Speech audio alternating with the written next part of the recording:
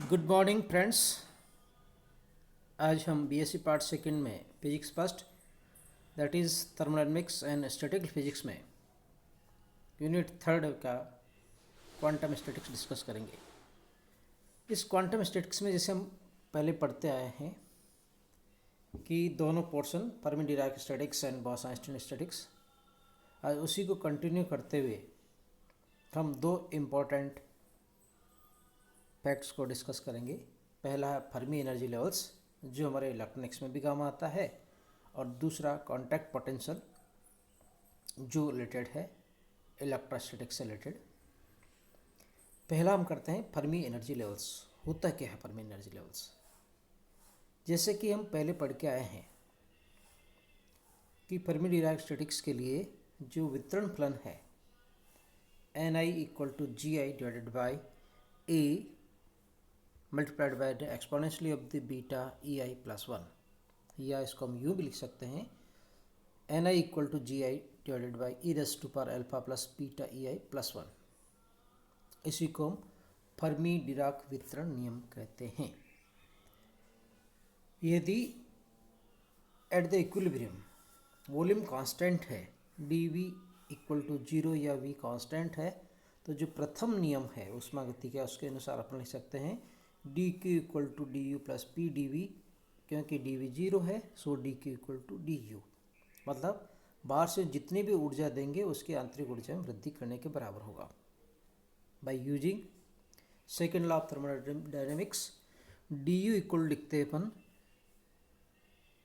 dq equal लिखते हैं TdS, तो यहाँ पे ये दोनों बराबर हो जाते हैं dq and du, so TdS equal to du हो जाता है। सो यदि हम इसको डिफ्रेंशिएट करें ds with respect to du at the constant volume, तो हमें प्राप्त होता है T 1/T, and this is equal to the T equal to 1/k beta. So finally we can obtain beta equal to 1/kt, जो हम पहले भी use करते हैं। इसी प्रकार हम अल्फ़ा का निर्धारण कर सकते हैं, क्योंकि हमने बीटा पहले ही काम में ले लिया है, बीटा इक्वल टू 1/kt। आज हम अल्फ़ा के बारे में बात करते हैं, तो ये क्या है देखते हैं। इसका हम डेरिवेशन करते हैं कि जो टोटल नंबर ऑफ पार्टिकल्स है n, that is the sigma ni equal to constant है, कुल कणों की संख्या है, और यदि ऊर्जा को रूप में यदि इसको रिप्रेजेंट करना चाहें तो हम लिख सकते हैं EF, जिसको हम फर्मी एनर्जी लेवल कहेंगे, EF equal to minus alpha kt। ऊपर वाले फॉर्मूले से हमने कैलकुलेट करके देखा, so alpha equal to minus EF/kt, नया एक्सप्रेशन मिला। इन 1 2 3 से यदि सम्मिलित कर दें अपन, तो जो हमारा फॉर्मूला आता है वितरण नियम, फर्मी डिराक वितरण नियम, that is Ni equal to Gi exponentially of the EI minus EF divided by kt plus 1। Here EI is the energy of the Ni particles saving in the Gi boxes, Gi cells। EF को हम Fermi energy level कहते हैं, Fermi ऊर्जा भी कहते हैं, K Boltzmann constant and T is the flow temperature. यहाँ EF का एक विशेष महत्व है, जिसे ताप के अनुसार ज्ञात किया जा सकता है। जैसे T इक्वल टू 0 हो मान लो, यानी परम शून्य ताप हो, और दूसरी कंडीशंस यदि EI इज लेस देन और इक्वल टू EF हो, तो इस फॉर्मूले में यदि हम सब्स्टिट्यूट करें फर्मी डिराक वितरण नियम, तो Ni by the Gi equal to 1 divided by 1 plus e raise to power minus infinity, और we know that very well 1 divided by e infinity equal to 0, so ये प्राप्त होता है 1। तो इसका भौतिक महत्व क्या है Ni इक्वल टू Gi का? वो है कि यदि परम शून्य ताप पर T इक्वल टू 0 पर EI is less than the EF, अर्थात हमारा हाईएस्ट लेवल जो है वो EF है, तो 0 से EF तक अधिष्ठान प्रायिकता ऑक्यूपेशन प्रोबेबिलिटी 1 होती है। यह Ni/Gi, जिसको हम अधिष्ठान प्रायिकता कहते हैं, 1 कहते हैं, अर्थात हर ऊर्जा स्तर पूर्णतः भरा रहेगा, सभी ऊर्जा स्तर भरे रहेंगे। इसका फिजिकल मीनिंग्स ये है कि परम शून्य ताप पर हाईएस्ट जो एनर्जी लेवल्स जहाँ तक भरे हुए रहते हैं वह है फर्मी ऊर्जा स्तर, यानी फर्मी ऊर्जा स्तर से नीचे के सभी ऊर्जा स्तर परम शून्य ताप पर पूर्णतः भरे रहते हैं। दूसरी कंडीशन, यदि EI is greater then EF हो, यदि ऊपर वाले स्तर जो फर्मी ऊर्जा स्तर से हैं उनकी ऊर्जा स्तर की बारे बात करते हैं, so Ni/Gi equal to 1 divide by 1 plus e एन beta infinity and this is equal to 0। So Ni equal to 0 यह कहता है कि T इक्वल टू 0 पर EF से अधिक ऊर्जा के स्तर पूर्णतः खाली रहते हैं। मीन्स T इक्वल टू 0 पर जो हाईएस्ट एनर्जी लेवल्स जो भरा रहता है वो हमारा फर्मी ऊर्जा स्तर रहता है। इसके नीचे वाले स्तर सारे भरे रहते हैं, इसके ऊपर वाले सारे स्तर खाली रहते हैं। जिस तरह से फिगर में बताया हमने कि एक्स एक्सिस में हम EI को प्लॉट करते हैं, वाई एक्सिस में हम ऑक्यूपेशन प्रोबेबिलिटी को। तो Ni/Gi 1 होता है T इक्वल टू 0 पर EF तक। तीसरा, यदि T is greater than 0 K हो, 0 केल्विन से अधिक ताप हो और EI इक्वल टू EF हो, तो उस स्थिति में Ni/Gi इक्वल टू होता है 1 divided by 1 plus E0 that is equal to 1 divided by 1 plus 1 that is equal to 1/2। अर्थात परम शून्य ताप से अधिक ताप पर E इक्वल टू EF पर अधिष्ठान प्रायिकता हाफ होती है। यदि हम ताप बढ़ाते जाएं 0 से अधिक हो तो यह पाया जाता है कि फर्मी ऊर्जा स्तर पे जो ऊर्जा स्तर है वो आधे भरे रहते हैं, यानी वहाँ पर Ni/Gi 1/2 होती है, जिसको आगे चित्र में बताएंगे। नेक्स्ट कंडीशन, यदि T is greater than 0 kelvin हो तथा EI is tend to infinity मतलब बहुत उच्च हो, तो Ni/Gi इक्वल टू 0 हो जाता है। Ni/Gi का मान घटता जाता है और अंत जाके 0 हो जाता है। जैसे इस चित्र में हम देखें, दो टेम्परेचर पे हमने ग्राफ प्लॉट किया है। पहला T इक्वल टू 0 पर एक स्ट्रेट लाइन आती है, कब तक? Ni/Gi की EI का मान 0 से EF के बीच तक Ni/Gi 1 होता है, अर्थात पूर्णतः भरे रहते हैं। और T इक्वल टू 0 पर EI से ऊपर के ऊर्जा स्तर बिल्कुल खाली होते हैं, वहाँ पे Ni/Gi का मान 0 होता है, शार्प एज होती है इसकी। जबकि T इज ग्रेटर देन 0 पे हम देखें कि E/E इक्वल टू EF पर अधिष्ठान प्रायिकता आधी होती है, अर्थात वहाँ पर आधे ऊर्जा स्तर भरे रहते हैं, आधे खाली रहते हैं। Ni/Gi 1/2 होता है। और ये जो कर्व है इस तरह से आगे जैसे जैसे एनर्जी की वैल्यू बढ़ती जाती है इसका मान घटता जाता है, अंततः के 0 हो जाता है। इस ग्राफ को यदि हम समझें तो ये कहता है कि जैसे जैसे ताप बढ़ाते हैं फर्मी ऊर्जा स्तर के पास के जो ऊर्जा स्तर है वो अंदर से निकलकर बाहर की तरफ शिफ्ट हो जाते हैं। मीन्स इनकी ऊर्जा जो EF के पहले थी कम थी, वो वाले ऊर्जा स्तर नियर बाय टू EF थे, वो हायर एनर्जी लेवल्स में शिफ्ट हो जाते हैं। वो इलेक्ट्रॉन शिफ्ट होके वह हायर एनर्जी लेवल्स पे शिफ्ट हो जाते हैं ताप बढ़ाने पर। सो using this above conclusions we can obtain the definition of Fermi energy. फर्मी ऊर्जा की परिभाषा, परम शून्य ताप पर किसी धातु के इलेक्ट्रॉनों की अधिकतम ऊर्जा फर्मी ऊर्जा कहलाती है। परम शून्य ताप के अलावा अन्य ताप पर ऊर्जा स्तर की अधिष्ठान प्रायिकता 1/2 होती है फर्मी ऊर्जा स्तर पर, यानी यहाँ तक कुल आधे इलेक्ट्रॉन्स ही भरे रहते हैं। So this is all about Fermi energy levels. इसकी डिटेल्स जानकारी हम इलेक्ट्रॉनिक्स में भी पढ़ते हैं। Now we can compare the 3 types of the statistics, क्योंकि हमने 3 तरह की स्टैटिक्स पढ़ी है। पहली मैक्सवेल बोल्ट्जमैन, दूसरा बोस-आइंस्टीन, तीसरा Fermi Dirac statistics. Maxwell Boltzmann को हम कहते हैं क्लासिकल स्टैटिक्स, और क्वांटम स्टैटिक्स में हमारी बोस-आइंस्टीन और फर्मी डिराक स्टैटिक्स आती है। तो आइए इन तीनों का हम तुलनात्मक अध्ययन करें, कंपैरेटिव स्टडी करते हैं। नंबर 1, कला कोष्टिका का न्यूनतम जो आयतन है, कहते हैं MB स्टैटिक्स में, मैक्सवेल बोल्ट्जमैन स्टैटिक्स में कोई लिमिट नहीं है, कितना भी हो सकता है। जबकि बोस-आइंस्टीन में ये h³ के बराबर होता है। इसी प्रकार फर्मी डिराक में ये न्यूनतम जो आयतन संभव हो h³ होता है। नेक्स्ट, कला कोष्टिकाओं में कणों की संख्या में चित्सम्मत सांख्यिकी में कोई प्रतिबंध नहीं है, कितने भी कण कैसे भी हो सकते हैं। इसी तरह से बोस-आइंस्टीन में भी कोई प्रतिबंध नहीं है। जबकि फर्मी डिराक स्टैटिक्स में यह पाउली-अपवर्जन नियम को फॉलो करते हैं, अर्थात प्रत्येक कला कोष्टिका में एक कण होना आवश्यक है, या एक ही कण हो सकता है, इससे ज़्यादा कण नहीं हो सकते। तीसरा, भेद और वैविध्य के बीच में क्लासिकल स्टैटिक्स जिसको हम एम्बी स्टैटिक्स कह रहे हैं उसमें भेद हो सकता है, हम अलग अलग कर सकते हैं कणों को, क्योंकि उनकी अलग अलग होते हैं, जबकि क्वांटम स्टैटिक्स में दोनों सर्वसम होते हैं, अविभेद्य होते हैं, बोस-आइंस्टीन में भी और फर्मी-डिराक में भी। नाउ द डिस्ट्रीब्यूशन फंक्शन जो हमने कैलकुलेट किया है, क्लासिकल में n i equal to g i divide by e raise to पर alpha plus beta e i, Bose Einstein में n i equal to g i divide by e raise to पर alpha plus beta e i minus one, और Fermi Dirac में आता है n i equal to g i divide by e raise to पर alpha plus beta e plus one. So this is the difference only, the जो हर है denominator है उसमें ही फर्क आता है। स्पिन के बारे में बात करें तो एम्बी स्टैटिक्स में स्पिन का कोई महत्व नहीं है, तय नहीं है। बोस-आइंस्टीन में 0 1 2 3 होता पूर्णांक होता है, जबकि इसमें फर्मी-डिराक में अर्ध विषम पूर्णांक होता 1/2 3/2 5/2 एंड सो ऑन। एग्जाम्पल्स देखें, एम्बी स्टैटिक्स में जितने भी गैस के अणु हैं, क्योंकि बड़ी साइज़ में स्थूल साइज़ में होते हैं, इसके बारे में बात करते हैं।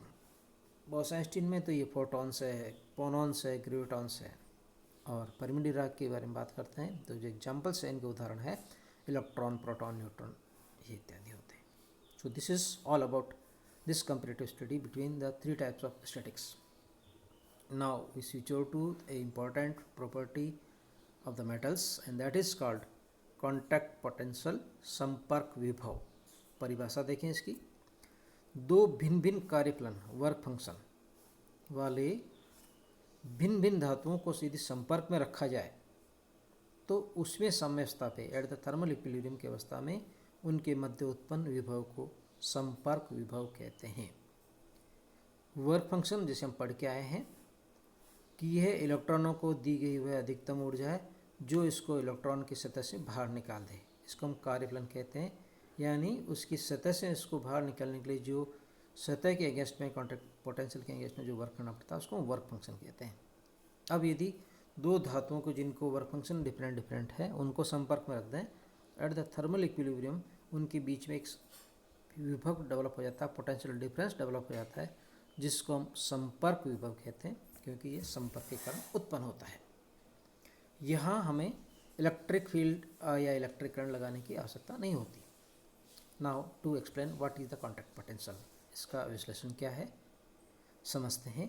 माना कि दो धातुएं ए व बी है, दोनों के मध्य कोई विद्युत संयोजन नहीं है, they are not connected by the any wire. धातु के बाहर स्थित इलेक्ट्रॉन की स्थिति ऊर्जा हमने जीरो मान ली कि n इक्वल टू इन्फिनिटी पे जीरो मान लिया हमने। धातु के भीतर इलेक्ट्रॉन पाउली अपवर्जन के नियम के अनुसार वितरित होते हैं, अरेंज होते हैं। जैसे ये चित्र होता है हमने कि जो ए धातु है उसका जो वर्क फंक्शन है ऊपर के लेवल से वो E5A है कार्यफलन, धातु बी तो जिसका वर्क फंक्शन ज़्यादा है E5B है। ये कहाँ तक माने जाते हैं, 0 से लेके V इक्वल टू 0 तक फर्मी ऊर्जा स्तर तक EFA that is Fermi energy levels of the A, EFB this is the Fermi energy levels of the B। यानी इन दोनों के अंतर के बीच में जो जितनी ऊर्जा होती है उसको हम कार्यफलन कहते हैं। माना है कि इनके कार्यफलन E5A तथा E5B है तथा इन धातुओं के फर्मी ऊर्जा स्तर के बाहर V इक्वल टू 0 से E5A व E5B नीचे होते हैं। जब दोनों के मध्य विद्युत संपर्क नहीं हो तो ये स्थिति प्राप्त होती है। जब तक दोनों के मध्य कोई संपर्क नहीं हो तो EF is greater then the EFB होता है, क्योंकि उसका ऊपर होता है फर्मी एनर्जी लेवल्स। पर यदि ए व बी को विद्युत संयोजित कर लिया जाए, संपर्क स्थल बन जाता है, पर एक विभव रोधिका बन जाती है, पोटेंशियल बैरियर बन जाता है। यदि विभव प्राचीर की मोटाई अत्यंत कम हो, बहुत पतला हो यदि मान लो, तो ए से बी की ओर इलेक्ट्रॉन सुरंगन प्रभाव द्वारा प्रभावित होता है। हम देखें सुरंग कब खोदी जाती है, एक क्वांटम मैकेनिकल कॉन्सेप्ट है कि जब पहाड़ हो और उसका उस दर हम नहीं जा सकते तो हम क्या करते हैं, बीच में सुरंग खोद के इस ओर से उस ओर चले जा सकते हैं। इसी प्रकार यदि हमारा एनर्जी लेवल्स बहुत ऊपर हो, पोटेंशियल बैरियर बहुत ऊंचा हो, इलेक्ट्रॉनों को एक से दूसरी ओर जाना है, हम पोटेंशियल बैरियर को पार नहीं कर सकते, तो एक क्वांटम मैकेनिकली कॉन्सेप्ट होता है जिसको हम टनल इफेक्ट कहते हैं, सुरंगन प्रवाह कहते हैं। वो कहते हैं कि इसके द्वारा यदि इसकी मोटाई कम हो, जो अपनी दीवार बना रखी है पोटेंशियल बैरियर है, इसकी मोटाई यदि बहुत कम हो तो एक ओर से सुरंगन प्रभाव द्वारा दूसरी तरफ जा सकते हैं। Means quantum mechanically it is possible that the electrons are present from one side to other side, they can be transit। वैसे फिजिकली हम देखें कि क्योंकि बैरियर बहुत ऊपर है तो ये नहीं जा सकता, परंतु सुरंगन प्रभाव द्वारा like the tunnel they can be move from one side to other side. अब हम चेक करते हैं कि ए के अधिक ऊर्जा स्तरों में इलेक्ट्रॉन बी के ऊपर के खाली चालन बैंड में भर जाते हैं, क्योंकि जैसे हम पानी को टंकी को दो टंकियों को कनेक्ट कर देते हैं एक पाइप से, एक में पानी का लेवल बहुत ज़्यादा है, दूसरे में पानी का लेवल कम है। तो जैसे हम पाइप से कनेक्ट करते हैं तो क्या होता है, हाई लेवल की जो पानी की टंकी भरी हुई है वहाँ से पानी का फ्लो होता है लो लेवल वाली टंकी में, और कब तक चलता है, जब दोनों के लेवल बराबर हो जाए। यही प्रोसेस यहाँ चलता है कि ए जिसमें ऊर्जा स्तर अधिक ऊर्जा स्तर तक इलेक्ट्रॉन भरे हुए हैं, बी में खाली है, तो ये कब तक चलता रहेगा, जब ए व बी दोनों के लेवल बराबर ना हो जाए। सो ए से इलेक्ट्रॉन शिफ्ट होते हैं और बी में जाते हैं, जैसे हमने चित्र में बताया है, they move from A to B. जब ए से इलेक्ट्रॉन निकल जाते हैं तो कौन सा चार्ज बनेगा, पॉजिटिव। इसके कारण ए हमारा पॉजिटिव चार्ज हो जाता है, और बी में क्योंकि इलेक्ट्रॉन्स आते हैं इसलिए वह नेगेटिव चार्ज हो जाता है। मीन्स दो पोटेंशियल एक तरह से बैटरी की तरह बन गया है कि एक पॉजिटिव बन गया एक नेगेटिव हो गया। इसके कारण जो पोटेंशियल डेवलप हो जाता है उसको हम पोटेंशियल डिफरेंस कहते हैं। ये ही हमारा संपर्क विभव है। इसको हम लिख सकते हैं V equal to 5B minus 5A। दोनों का जो कॉन्टैक्ट वर्क फंक्शन था उनका डिफरेंस जो आता है उसको हम कॉन्टैक्ट पोटेंशियल कहते हैं। Now we can obtain the mathematical analysis of it. इनका गणितीय विश्लेषण करें तो क्या होता है, माना कि दो निकाय नियत ताप एवं दाब पर है जिनकी ऊर्जा E1 E2 साम्य अवस्था में है तथा N1 N2 इनमें उपस्थित इलेक्ट्रॉनों की संख्या है।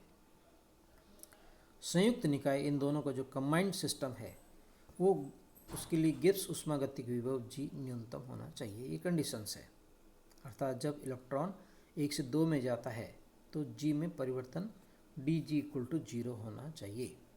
dG 0 के लिए क्या होता है, आगे चलते हैं। By using the first law of thermodynamics, we can write dq equal to dE plus dW minus mu dN, या dq इक्वल टू dW को हम लिख सकते हैं PdV, वर्क डन किया गया कार्य। dq equal to dE plus PdV minus mu dN, यहाँ पे म्यू हमारा रासायनिक विभव है। सेकेंड लॉ से हम देखें dq इक्वल टू TdS होता है, तो इसको सब्स्टिट्यूट कर दें पर सेकेंड को, तो हमें जो मिलता है वो TdS equal to dE plus PdV minus mu dN। यदि हमें E व V को नियत रखते हैं तो प्रति कण फॉर एवरी पार्टिकल्स एंट्रोपी में वृद्धि आती है del S by the del N at the constant E and V and that is equal to minus mu by T। So using this one we can obtain the contact chemical potential रासायनिक विभव में equal to minus T del S by the del N at the constant E and V, that is equation 4। अब हम इसको आगे check करते हैं नियत दाब पर। dG इक्वल टू डिफ्रेंशिएट कर दें हम इस G को, so differentiation of this one D equal to E minus TS plus PV, right hand side को डिफ्रेंशिएट करें DE minus TDS minus SDT plus PDV plus VDP, परंतु यदि दाब एवं ताप नियत है DP equal to 0 DT equal to 0, तो जो एक्सप्रेशन मिलता है हमें वो आता है DG equal to DE minus TDS plus PDV। इसको हम केमिकल पोटेंशियल के फॉर्म में लिखें तो मिलता हमें DE minus TDS plus PV equal to mu DN या DG equal to mu DN। संयुक्त निकाय के लिए फॉर द कंबाइंड सिस्टम, इसमें दो सिस्टम है DG1 और DG2, तो DG1 plus DG2 equal to DG that is equal to 0।